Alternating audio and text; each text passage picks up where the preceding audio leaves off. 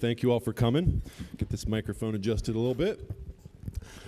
Today we're going to explore cannabis within pro sports, and in particular as a viable alternative for pain management and pain relief, as an alternative obviously to opiates. My name's Jim McAlpine. To give you just a very quick background on myself, the 420 games are an advocacy run around the country where we go 4.20 miles to change the perception of cannabis as stoners and show that athletes and, Jeff Sessions, good people do use cannabis. Thank you.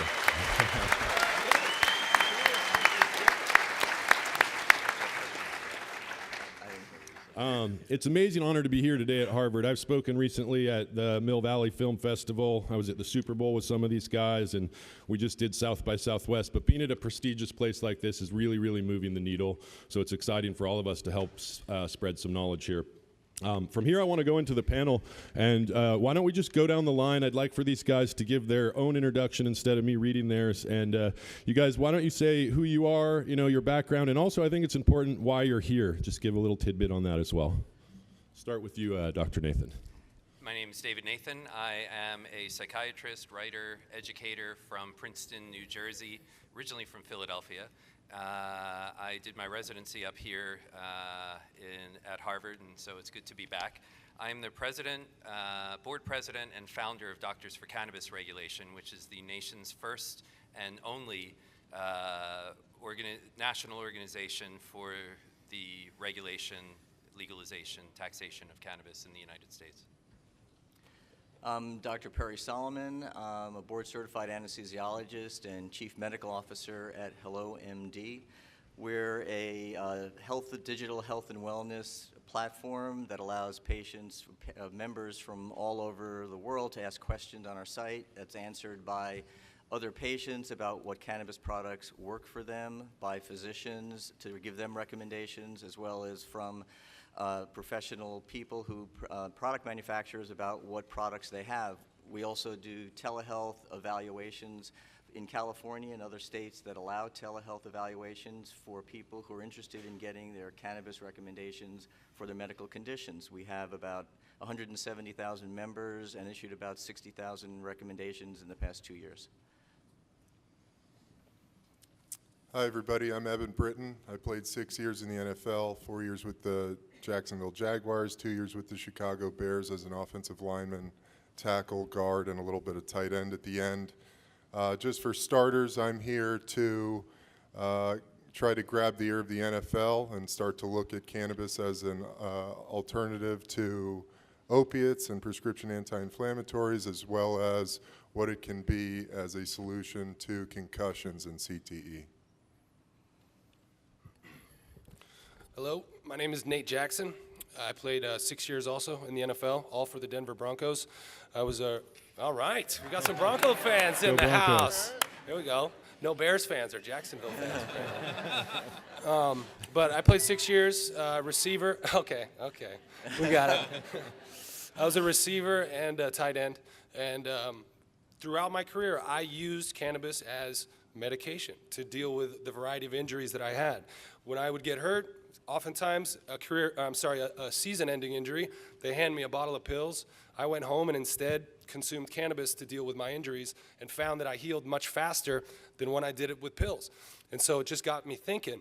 And after retirement, I started writing. I am also a writer. I've written 2 books about my experience in the NFL, and I was honest about the different medications that I preferred, and that's led me here because I believe that football players, current and former, need to arm themselves with this information if they're going to be able to stand up for themselves. Thank you.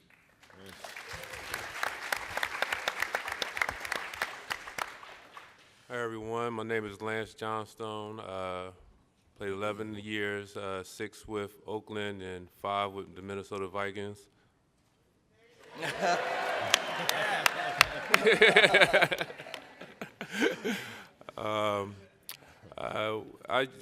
After I retired from the NFL, went in as a broker at Merrill Lynch. From there, I started doing some angel investing in ventures.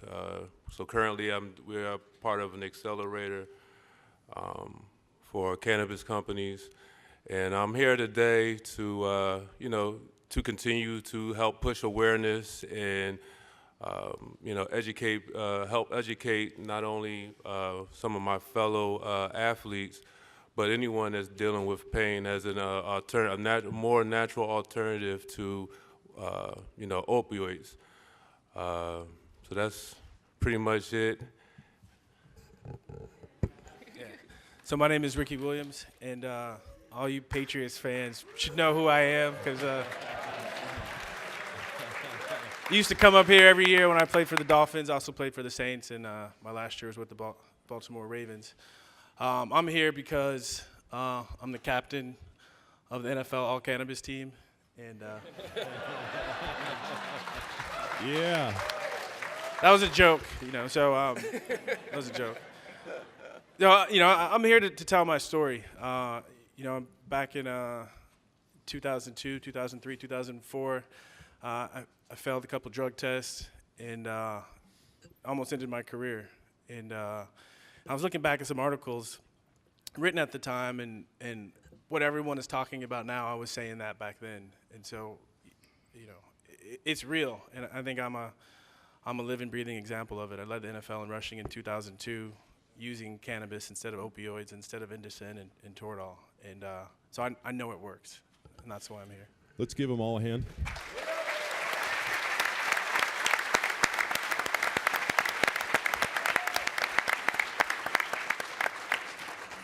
Look, we know doctors are smart because they're doctors, but at least they think they are sometimes.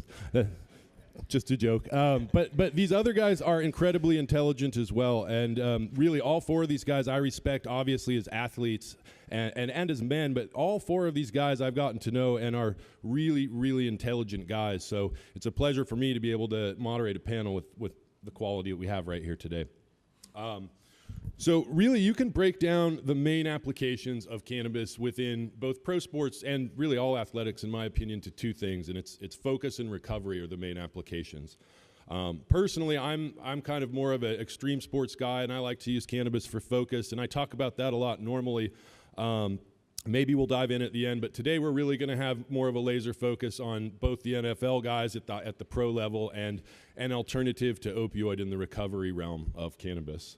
NFL is a brutal game, extremely violent, causes severe injuries even to the strongest of men. And injury is the biggest problem an NFL team faces. They're looking, how do we keep these guys on the field, oftentimes not thinking about the person that's behind that number.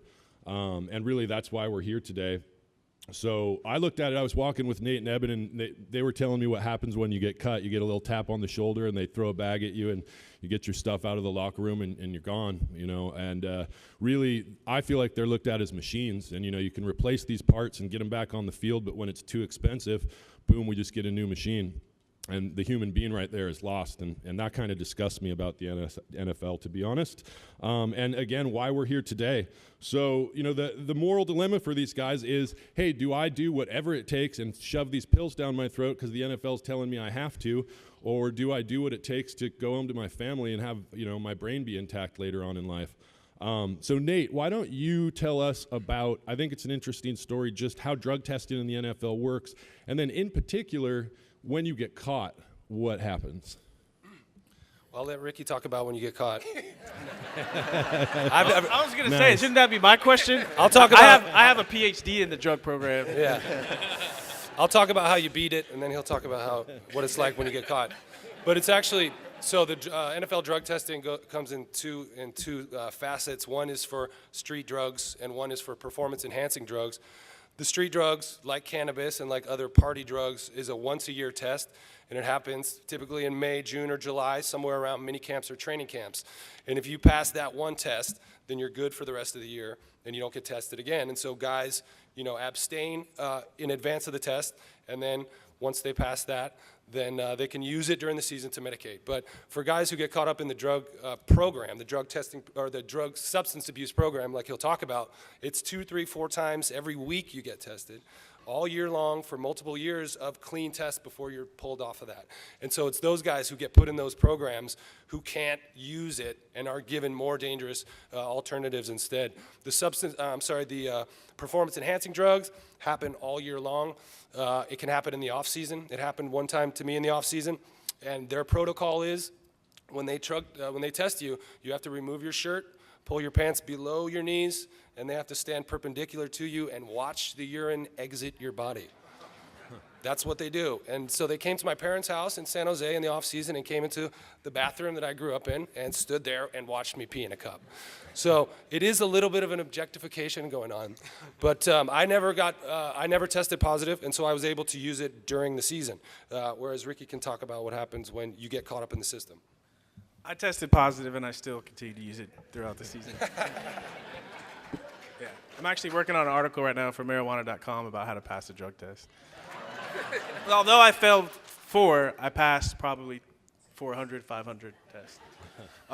So when you get caught in the NFL's substance of abuse program, you get a letter in the mail that says you're going to go through stage 1 to determine if you have a substance abuse problem. And so they sent me to Atlanta, and I spent a whole day, met with 3 different psychiatrists, filled out all this paperwork, just so that they can tell me that I have a substance abuse problem. But no matter what the psychiatrists say, you have a substance abuse problem, and they put you in a drug treatment program with the NFL for 2 years. And if you stay clean for 2 years, you're out of the program.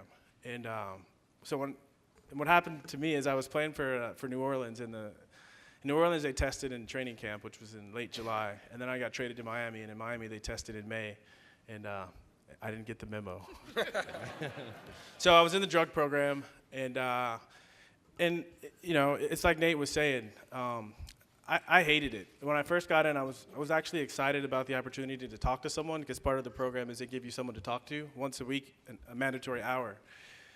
And then when I went to talk to him, all he talked to me about was how to not fail a drug test. All right. And then I was tested 9 times a month, and it's wherever I go in the world. I have to call the NFL before I leave, before I get on a plane, and say, I'll be at this address for this long. This is when I arrive. This is when I leave. And at the address I give them, no other address, they can call me anytime they want, and I have 4 hours to pee in a cup from that time at that location. So it's very stressful, especially when, failing a second drug test, you're fined 1/4 of your salary. Another test, you're suspended 4 games. So it's very stressful. Even when I wasn't using cannabis, it was stressful, because if I couldn't get to that location in 4 hours, it was tough.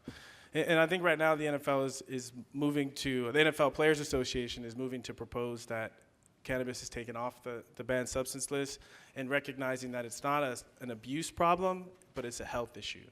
And research, even though there hasn't been that much, has come to the point where DeMaurice Smith, the executive director of our union, has finally hopped on board and said, okay, there's something we have to look at this differently, and finally the union is taking a step forward to have the players' backs, and I think that's a step in the right direction to change this antiquated, punitive drug program that doesn't help players, just punishes them for trying to take care of themselves. Yeah, and let's give him a hand.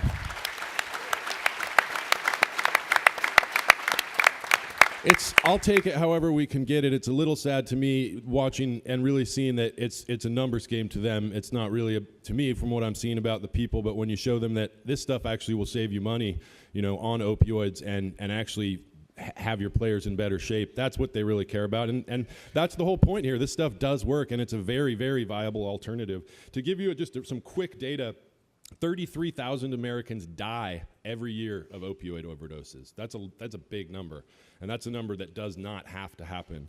NFL players are over 4 times as likely to become addicted to painkillers. So the point I wanted to come out of that story is also, once you're caught once, now you're pigeonholed into having those pills shoved down your throat, because you have 0 other alternatives to quitting. And I mean, Ricky, you pretty much did quit and walk away from it because of that. So I got a lot of respect for that, and I feel bad for these guys that are still having that happen. So that's why I'm here today. I want to see that change.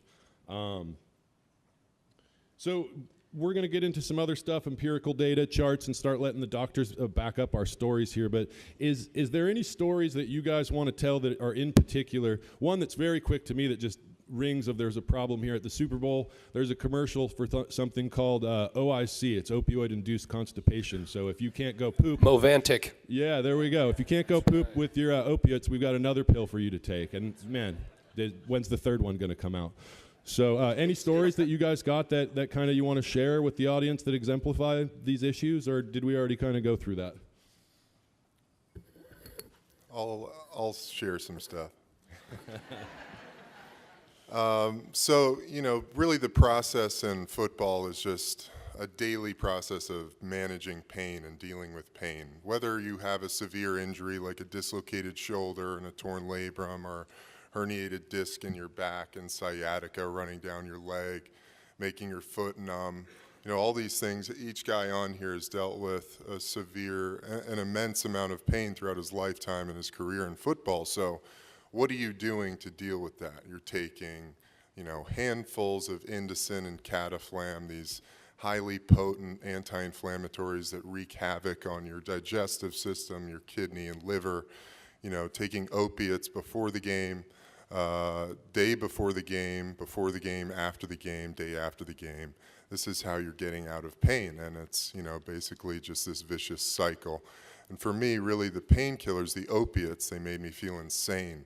They made my mind crazy. They made me really angry towards my girlfriend at the time, my wife now, towards my mother, the people that were trying to care for me in these really vulnerable times of injury. I wasn't able to function. I wasn't able to do anything. These things made it difficult to sleep. I was waking up at 3 o'clock in the morning with withdrawal symptoms. If any of you have ever experienced that, it's something like a knife twisting in your gut, cold sweats, chills, all of the above. You feel nuts.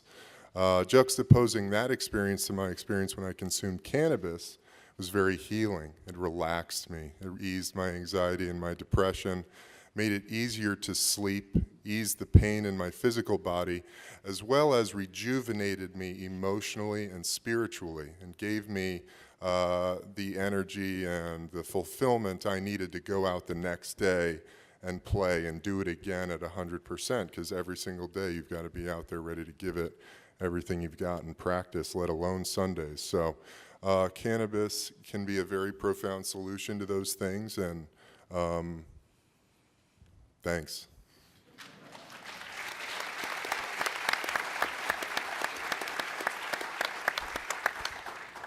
In some layman's terms, and then I want to hand this over to the doctors, but the way I see this is I've been on both. I'm an athlete. I'm not a pro athlete, but I've been hurt pretty bad many times, and I've been on opioids. And my bad back is an example. And what really people need to do is start looking at their whole body, strengthening themselves, looking at more of an Eastern philosophy on some levels of taking care of your body versus putting a pill in it to fix your body. And opioids had always, for me, I'm a little out of pain, but I want to lie in my bed and don't want to do shit, really, to put it bluntly.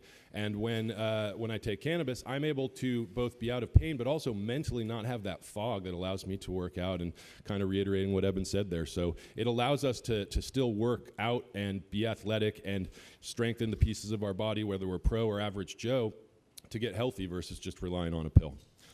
And now, as we go to the doctors, we'll show a short here in a minute, but what I'd like to do is have Dr. Nathan and Dr. Solomon explain cannabidiol, CBD is what most people know it as, and also the endocannabinoid system, which is a pretty interesting thing. I think a lot of physicians don't even hear about this through medical school just because it's kind of a hidden thing, but it is within all of us.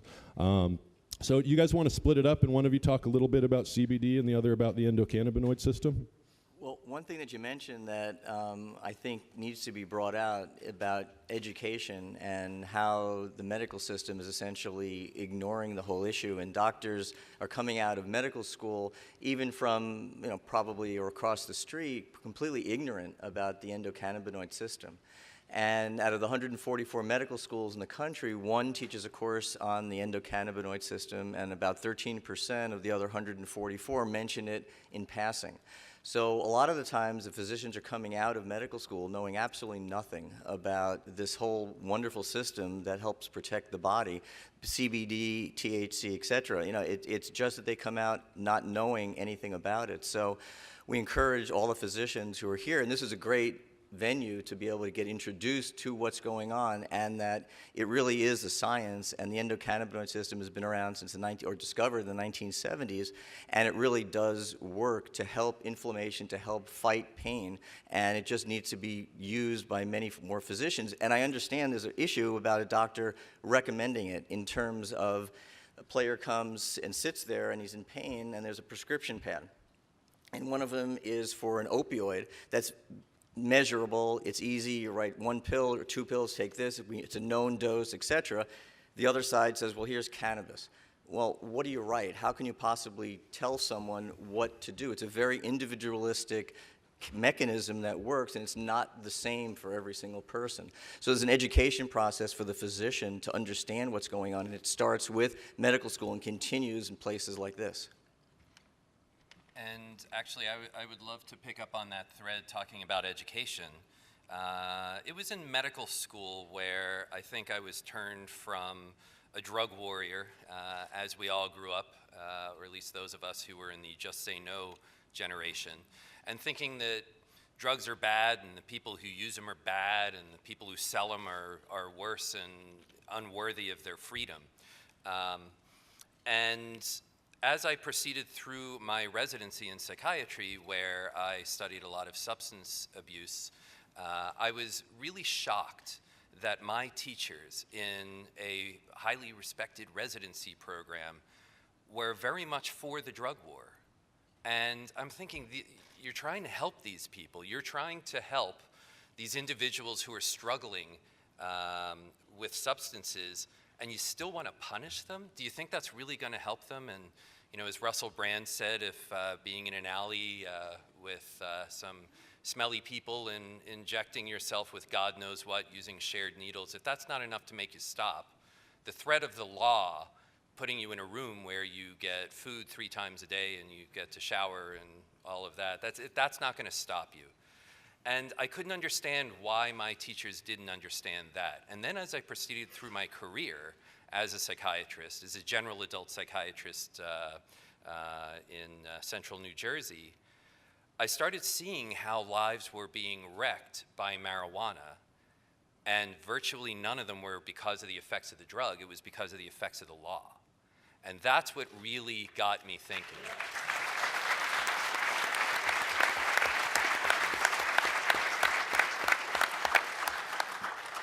That's what got me thinking that I think I need to do something about this. It was bothering me so much, especially because I would think back to those teachers of mine and how they wanted to handle even something like marijuana. And I realized that this is an issue of ethics, morality, and of course it's an issue of the law because of the way the laws are written. And I started getting involved in this, realized that there was no forum for doctors to speak out comfortably in public about this issue, and I know that because I did it and found out what happens when you do that. I wrote an op-ed for the Wall Street Journal in 2010, and that's really what got the whole thing started for me. And when realizing that there was no organizing force, that's when I came up with the idea for Doctors for Cannabis Regulation. Look up at DFCR, you can see our Declaration of Principles that was signed almost exactly a year ago. And it was not long after that that somebody who is not in this room, Eugene Monroe, who some of you may know as actually a very effective advocate among NFLers.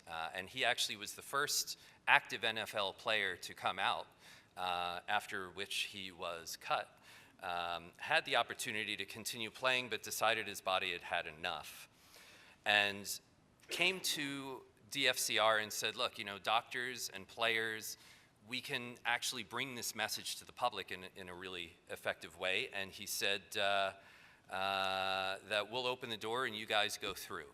And I think what you're seeing on this stage right now with these 4 fantastic and eloquent individuals telling their stories and sharing what they've learned about cannabis, and us being able to back it up with some of the science, and I know you asked about science.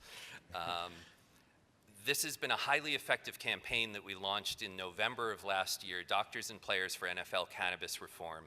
And a couple of days after we launched the campaign, the NFL on its website, as my son, who loves following everything football, was pointing out, ran its first article saying that, we've said that the NFL isn't going to take any action until our doctors tell us it's okay, right? The doctors that they pay are going to tell them, what they think, if that means changing the status quo. And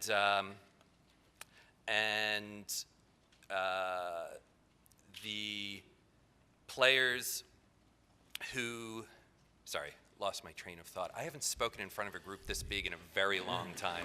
That's I all will good. say No, that. this is a cannabis talk, so we can lose Yeah, our I train of can- thought I can here get and there. back to that. Occasionally, it's not bad. And you know what? I want to bring it back to, Yeah. because I do want to bring Well, it back. see, it's when when Lance said that he wanted to share some stuff. Yeah, I got it. No. The analogies never end in this industry. We can keep going. Cannabidiol. I think a lot of you know, right? Cannabidiol is mostly a CBD.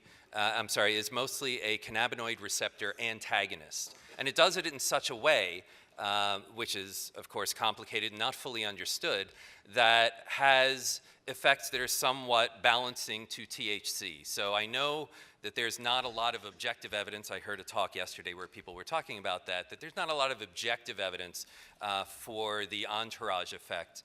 And that's true for a lot of the assertions with the medical effects of cannabis. But I will say there is plenty of anecdotal evidence. There's a lot of common sense involved. And actually, there is a report that all of you should read from the National Academies of Science, Engineering, and Medicine from January of this year.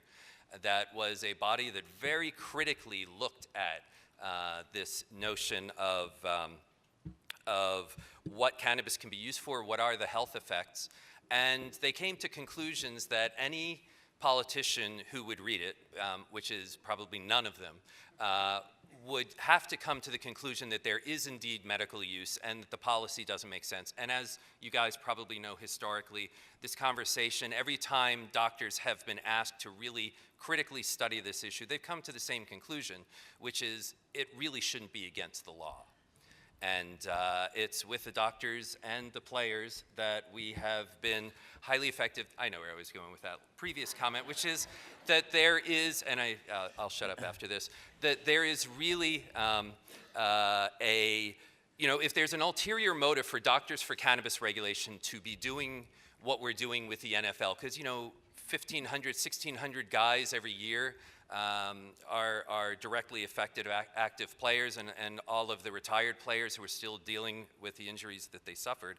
It's not just about them, because what they represent is a microcosm of society, and what society has had to deal with rules that make no sense, evidenced by the degree to which the enforcement of this is so half-hearted. That's why they're telling us when we're going to get our drug test, because they really don't want to ban us, but they know they have to continue with this, and nobody's exactly sure why. Well, I have some ideas of why.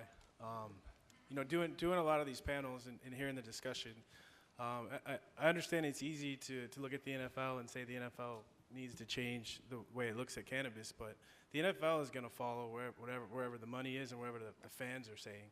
And it's the same thing, that's what our government was built on.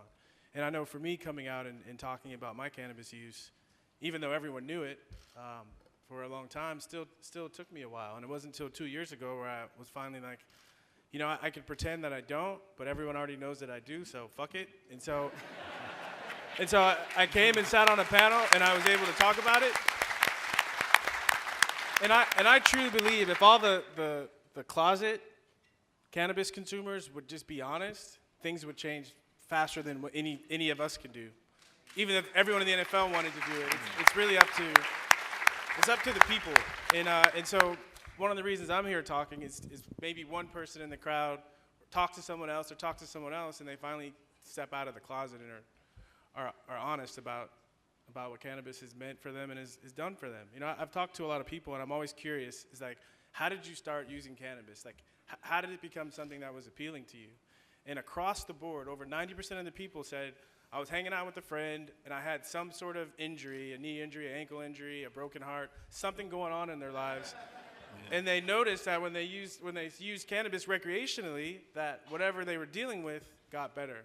And I think there's something about us inherently that when something works, we tend to go back to it. You know, to complement that, Ricky, I think like let's go outside of cannabis. Like I've watched cannabis acceptance happen, and I live in San Francisco, and have watched, you know, through the AIDS movement and the gay rights and everything that's happened kind of in the epicenter of where I live in acceptance. No one should live in the closet for anything. And it's liberating to step out of the closet, whatever you may be in the closet for. Step out, man. It feels good. It was funny. So we had a friend over at our house.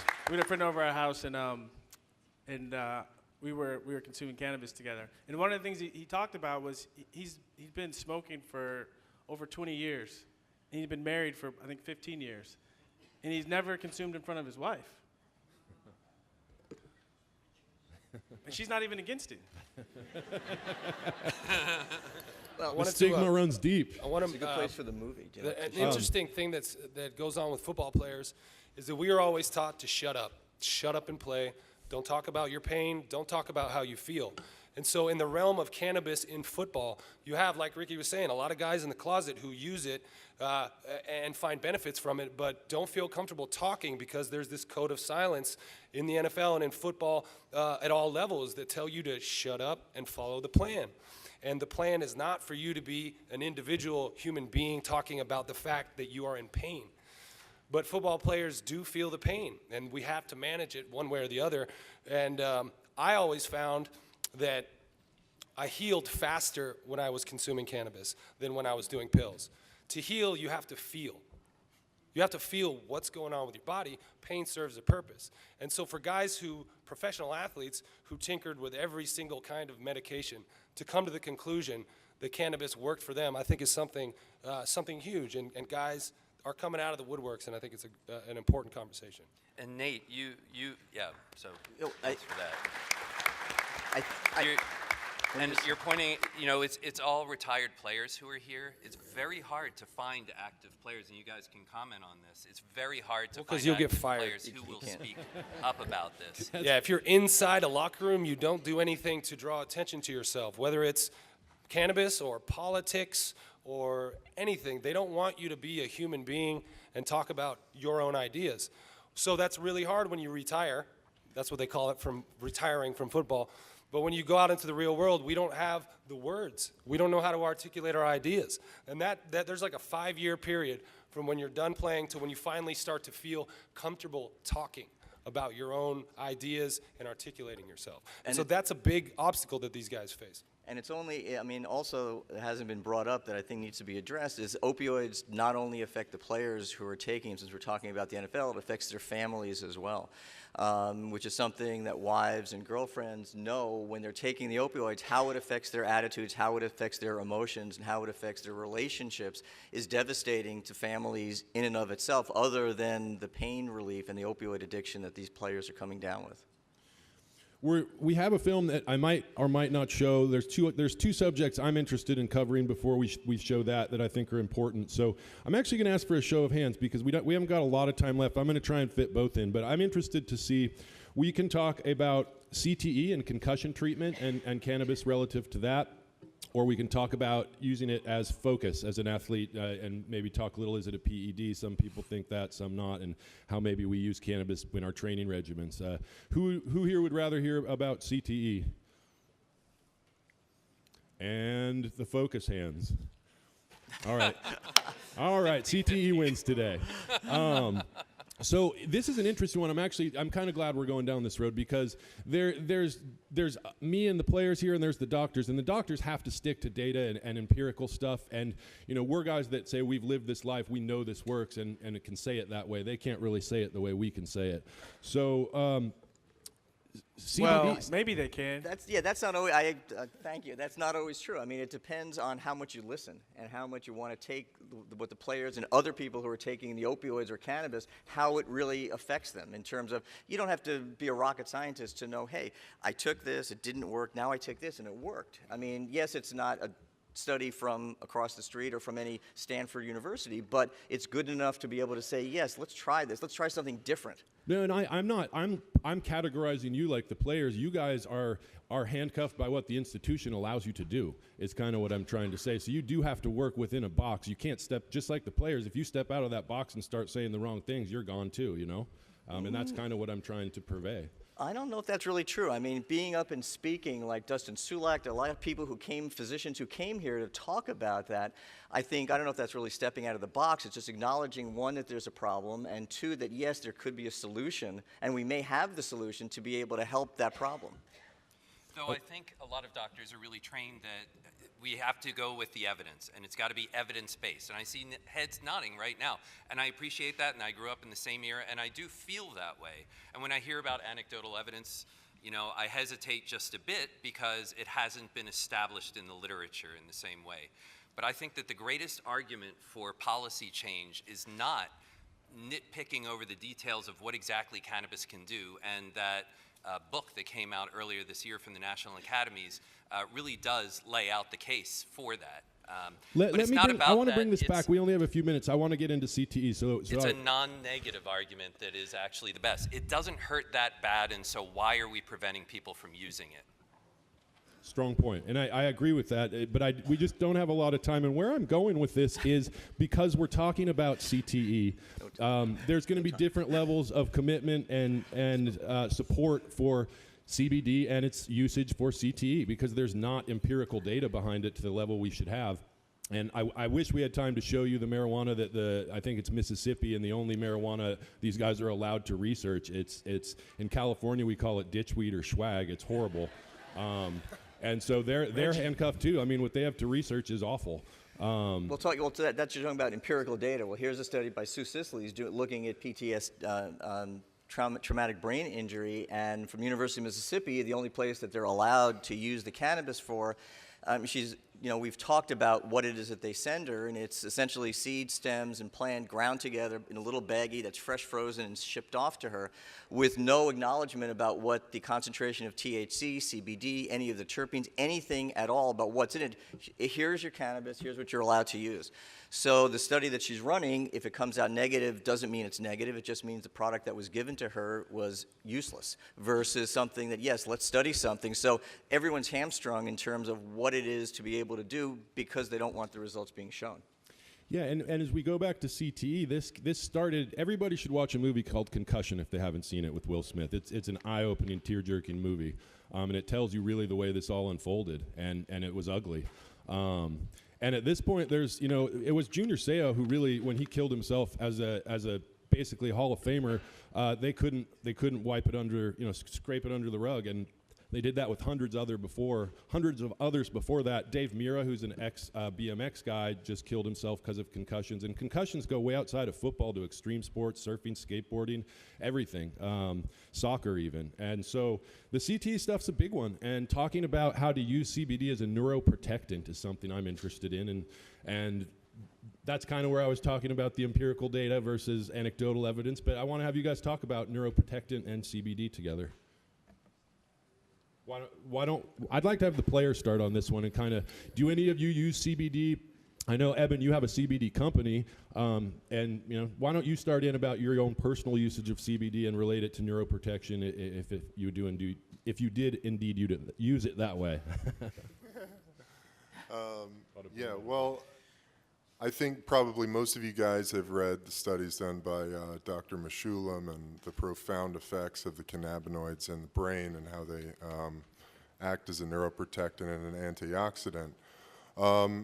As a guy who consumed cannabis throughout my NFL football career and a guy who suffered, handfuls of concussions, having my bell rung, I was lucky enough never to be knocked unconscious.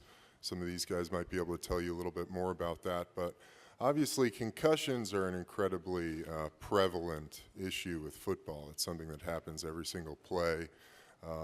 Every single player is smashing head first into another guy probably 60, 70 times a game. So this is clearly something that we need to find a solution for. I mean, they've even done studies that say 97% of the guys that played in the NFL are going to come out on some scale with CTE. That's pretty scary, being a guy who spent 15 years in the game, 6 years in the league. I was a very violent player. I don't think anybody gets to that level unless you're incredibly physical and willing to put your body on the line. That being said, you know, the way that concussions are dealt with is guys are basically sequestered. You see them walking around the facility, they'll have sunglasses on. They won't be allowed to go to meetings. They're not allowed to practice. You're not really allowed to do much of anything. You're kind of just stuck in a dark hole somewhere in the training facility. But that being said, like, there needs to be a solution. And there is the data, there is the research, we've seen it. Every guy up here, I think, is an example of the efficacy of cannabinoids on brain trauma. I know that I am very grateful for my cannabis use throughout my career, because really I came out of my career, I was able to get rid of all the pills. I got off all the pills. You know, some guys are coming out of their career on anti-anxiety meds and antidepressants and painkillers and all this other shit that is really taxing and destroying their systems and their minds and their families. You know, guys are leaving the house. They can't get home because they can't remember how to get back. You know, these are realities of the game, and it's not just, you know, like Jim said, Junior Seau, I think, really shined a light on the darkness that awaits football players in their life after their careers if you're not taking care of yourself, if we're not starting to address these issues with cannabis, because really it's the only solution we're looking at, and it needs to be changed. We need to start growing up and looking at real solutions to keeping these guys from losing their minds and their lives.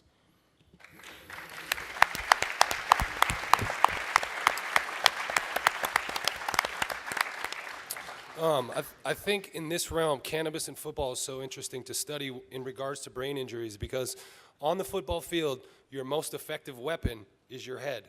And the higher up you go, the more you're coached to attack that other human and put him on his ass. And the way you do that is by hitting him with your face as hard as you can, especially a guy who's larger.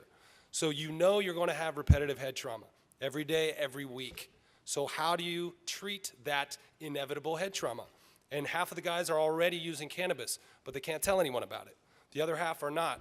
So how do we study what's working for who in the middle of this repetitive head trauma every day? So these guys have to come out of the shadows to feel comfortable sharing that data, and that's the only way we'll learn anything about it, I think. And beyond that, you're talking about neuroprotection, and CBD does the neuroprotection. However, the other thing that unfortunately the football players are getting is Toradol. Toradol is a non-steroidal anti-inflammatory platelet inhibitor. So these guys are getting platelet inhibitors, getting hit in the head, causing concussions, microbleeds in the brain, causing effects that yet they don't even know what the result. Well, we know what the results are, but everyone lines up for the T-train. Yeah, well, let me tell you a Yeah. story about this. So in 2003, I was playing for the Dolphins, and so 2002 and 2003, I led the NFL in touches. And if you've ever seen me run, I'm a very physical runner. So I was, yeah. Thank you, thank you. So I remember sitting in the training room one day for practice, okay, and watching guys come in one by one to get their Toradol shot or to get their pills, and it occurred to me, like, wow, we need this strong anti-inflammatory just to practice on a daily basis. And I decided, you know what, I'm going to see how long I can go in the season without having to take these pills. And I was able to make it through the whole season, again, leading the NFL in touches. So what you're saying is so true, and I think what Eben touched on is taking care of yourself. And I think for me, when I played and I would take Toradol or I would take Vicodin, it was more to mask the pain because I was in a lot of pain. And when I used cannabis, it was more to sit down on the ground and to think about my day, to do a little bit of stretching, to release the stress of the day, to allow the inflammation to dissipate. And it was more holistic and inclusive for me and my whole entire life. And like Nate said earlier, it made it easier to get back up the next day and go at it again. And I think football players are a great example of people living extreme lives, having to deal with a lot of different stressors, physically, mentally, and emotionally. But I think all of us in our lives are dealing with some kind of stress and some kind of pain that inhibits our ability to recover and heal and approach every day with vigor. And you guys know, like, the energy you have to have and you have to bring on a daily basis in the NFL. And for that reason, I think we're prime examples of people who have, through our own experiences, have learned to use cannabis in a more conscious way. And I think that has a lot to do with education and people telling their stories.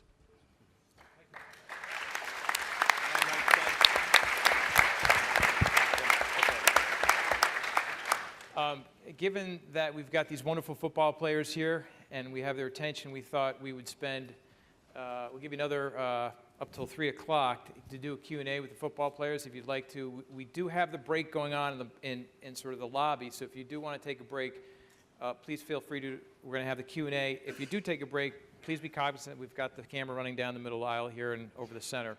But we figured that we've got their attention, so if we've got questions, we can fire away. We do have some mics in the audience, and we can roll the mics around to everybody who has questions. Awesome. As we, am I still mic'd? 1, 2, there we go. As we end this, there's a friend of mine named Steve D'Angelo who's been a big figure and almost a mentor to me in this space. I know Ricky's friends with Steve also. And what Steve taught me, and I want just have this be the parting words because, again, it transcends from the pros to average Joes and every one of us in this room. You know, I thought I was a stoner for a long time, and I realized I used cannabis to make my mind right, and it helped me study through college. It helped me be a better person. It helped me be a better husband. I don't go drink alcohol. I go take a little cannabis, and I'm a more engaged dad. So when you look at your cannabis use, if you think you're a stoner, take another look at it and look like there's a reason you use it. You come home, maybe you have anxiety, you're tired, your back hurts. Most people that use cannabis are not stoners. There's a root cause that they use it, and it's because it's a beautiful plant. So I want to impart you on that.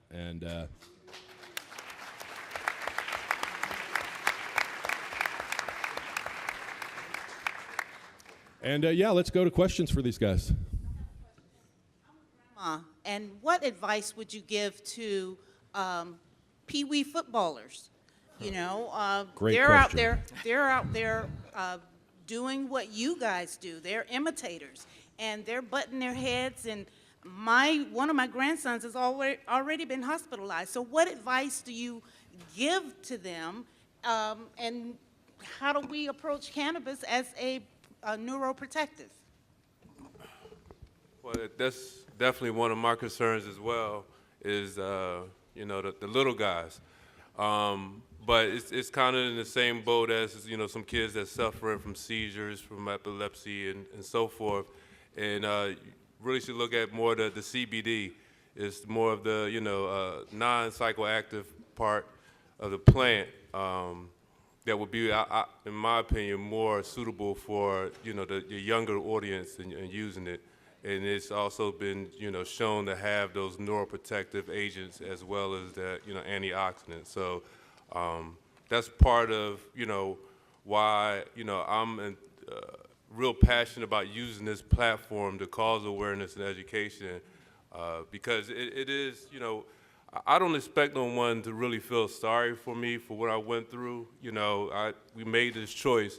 My biggest issue is, you know, going back to the education, and I really think the NFL is missing the opportunity to be a leader because they have, I think, one of the, you know, best situations to prove out some of this data for, you know, the game for themselves, but as well as, you know, the general public. So again, CBT or the cannabis you heard people speak of, I would look into that more.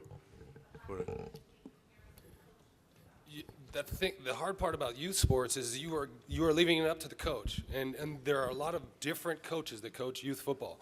Some of them are cognizant of head injuries and want to see their players healthy. Some of them want their kids to knock each other out every day. And you go and watch these practices, and these men whose football careers didn't work out for them are living through these kids. They're playing through these kids, and that's when it becomes dangerous. Some of the drills they'll do at practice have a kid running from there and a kid running from there and meet in the middle full speed head first. That can't be good for a 7-year-old brain. And so paying attention to the coaches, paying attention to the medical services that they provide or whatever hospitals or doctors they're working with. And if your grandson has gone to the hospital for a head injury, consult that doctor and ask if he should keep doing this, considering the way he responds to hitting. Some guys are more susceptible to brain injuries than others. I found that. You know, one guy will get hit and pop right back up. Another guy gets the same hit and he's woozy and he gets a concussion. So some kids are not suited for it. And we make the mistake of trying to funnel all of our boys onto the football field because it's so popular, because it's so lucrative, but not all boys are meant for it. So my personal belief is 8-year-olds shouldn't be smashing heads. But a lot of people love it. It's not a guarantee you're going to have a brain injury, but you just have to be diligent and pay attention to your child. That's it. Just one more note on that. I don't think kids should play football until they're at least in high school. So.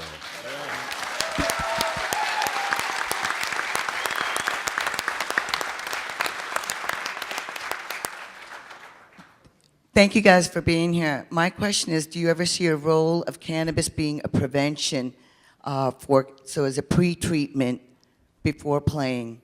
Because we do know of an endocannabinoid deficiency. Is there a way that we can treat football players before they go on the field? There is research being done of pure CBD to be able to be taken prophylactically. Hopefully those studies will come out so that, yes, that would be able, like a pill. You take a capsule of CBD and you take it an hour before they would have sports, and hopefully that would prevent all the neurodegeneration that we saw, I think it was yesterday. And yeah, hopefully that's going to absolutely happen with pure CBD with no THC activity whatsoever. Hopefully. I think it's got to get federally rescheduled or descheduled before the NFL is going to really jump on it. You know, there are 22 teams in the NFL in which they play in states where it is medically legal, but for those other 10, the NFL is going to consider that a lopsided product, and it creates an unfair advantage for one team. And so I don't believe the NFL is going to jump all over that argument. I think they're kind of going to wait and see. They're not going to lead the charge on a social issue. The NFL just doesn't do that. They lag behind and then react.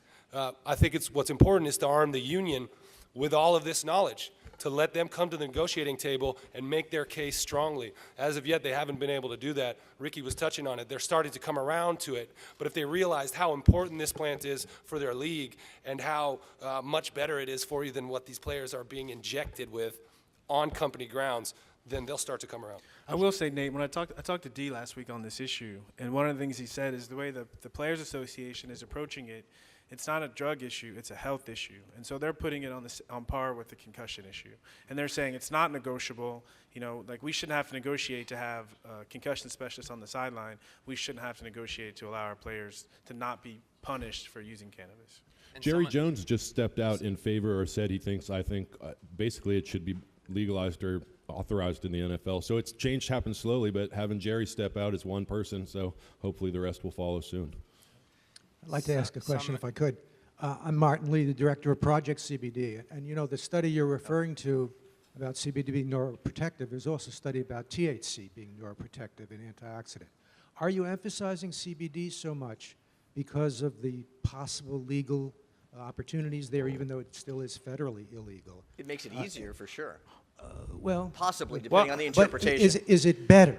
I'm concerned That I about, don't is know. it better for people and people's brains in terms of concussions? Well, I think right now what I've noticed at least is there seems to be some kind of taboo against altered states of consciousness. Yeah. And it's people aren't willing to look at it or talk That's right. about it, and so we just say CBD. But, you know, we got a lot of work to do. I think Whole the plant answer is- medicine, the whole answer is plant we don't medicine is know. very important, and it's more of an Eastern philosophy. Instead of isolating compounds from things in nature, let's look at nature and use nature, and really that is coming from a totally different perspective of take this pill to fix you, and I think that's a good question, because I believe for myself, I use THC all the time, every day with CBD as well, and it affects, for me, it helps me a lot more when there's THC included. So I think whole plant medicine is a really important thing to think about.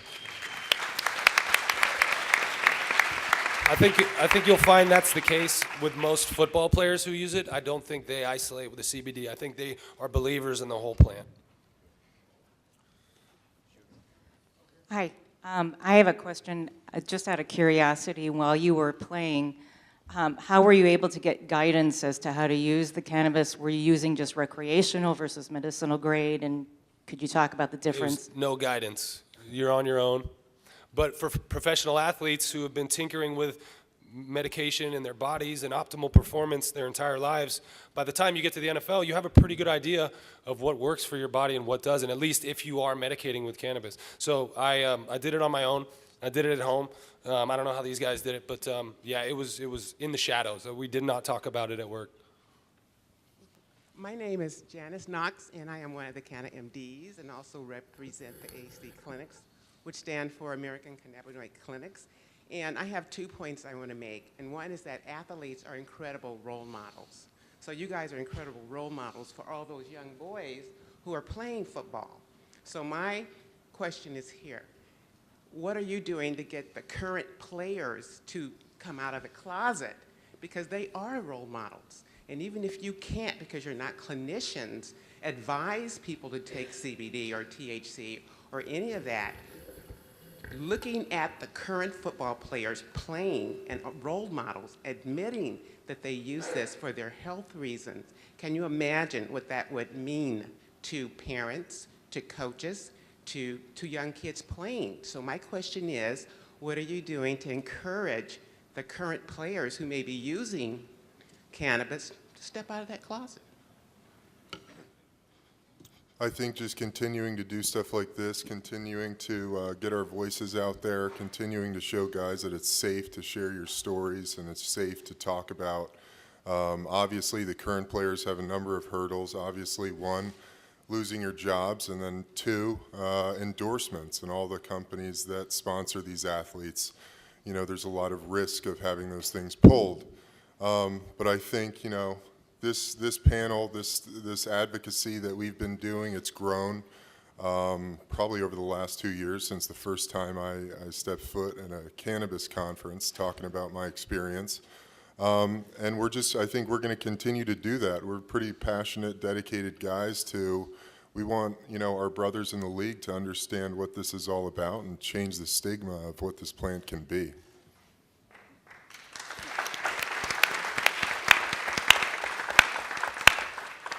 Thank you. Oh, hello?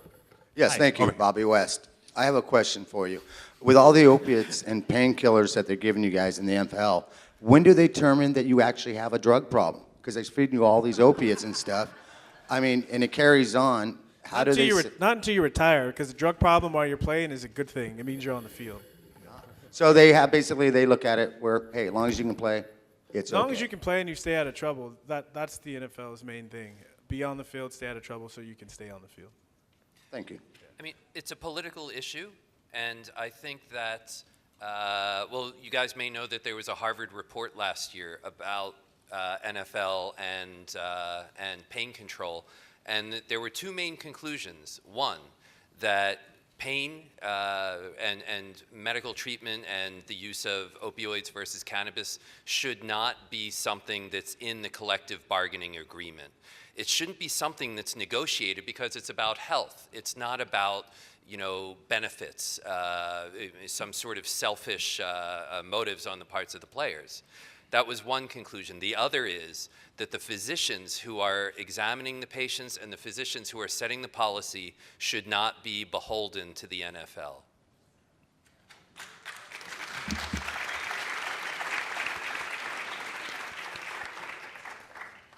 You actually may have just answered my question, but I was going to ask, how strongly is the opiate usage encouraged by management staff, and if there were any ramifications for not taking part in it? Well, it's changed. I mean, there's ramifications as far as you'll be in pain unless you can find an alternative. But the rules have changed in the NFL. They've gotten so much slack that they've really tightened up. I mean, there was a report out a couple of weeks ago that they were, you know, when you give out a controlled substance, you're supposed to take notes about how much you gave so that you can track how much someone is taking. Some teams, trainers did it, some teams didn't, but you know, there was no oversight. I know when I played, and I've been retired for 5 years, but like I said, I carried the ball so much. When we got on the plane on the ride home, trainer would just come up and give me a little bag with the 3 Vicodin. So it just depends on the team, but the history is that when players are hurting and they come and ask for it, then they're giving it. And for me, I didn't have that much experience with opioids, just a little Vicodin after the game. But for me, what concerned me was the Toradol and the Indocin, the strong anti-inflammatories that you pretty much have to take almost every day to feel like you can go out and practice. I just had 2 basic questions. So I've had 2 severe head injuries. Both are definitely severe concussions. Both of them have taken care of like some of my long-term memory and so forth. And I've consumed cannabis ever since I was a child. My mother used to use it for me when I was in her womb, when I had colic and when I was born. It's been in my life ever since my whole life. After my concussions, every time I consume anything with THC in it, I get unbelievably wretched headaches. And there's this aftermath of shakes and chills and blurred vision and light stigmatism. But I take 120 milligrams of CBD every day with less than 1% THC, and it doesn't affect. But have you guys ever noticed any effects with concussions where THC, because of the increased blood vascularity or whatever it may be that's actually increasing the pressures, causing that type of an effect? I've never experienced that myself. But the important point of that is that the individual response to THC, CBD, the plan as a whole, is going to be very particular to an individual. And so I have no doubt that you're telling the truth and that it's happening exactly as you say, but that's the effect on you. It could be completely different for somebody else with another kind of head injury. Right. Ben, can you cue me up? Yes, good afternoon. So I'm wondering, have you begun a conversation with athletic directors at high schools or universities? And if you have not, how would you encourage us to go back to our local communities to share as parents and participants in the community and cannabis activists what is safe healing practices with cannabis? Because as Ricky stated, the zero tolerance, it ends your career. It happened to me. I got kicked out of a swim team. And it jeopardizes your collegiate opportunities. And I think it's so important that a conversation begins at that level. And if you haven't started, would you be willing to add even language to your website so that each of us can go back to our hometowns and say, oh, please look at this? Yeah, the amateur issue is really hard to deal with cannabis because you got to be 21 years old to purchase it. Not in Washington State. 18? No, you can have underage children. But just as advocating patients. it in schools is going to run up against a lot of opposition, I believe. So, but I think it should be a parent issue with if you believe in this product and your kid is suffering from things that he or she could benefit from the use of CBD, then go ahead and reach out to a doctor who can help you with that. But the amateur stuff is hard when it comes to it because I actually started using it when I was 14 years old.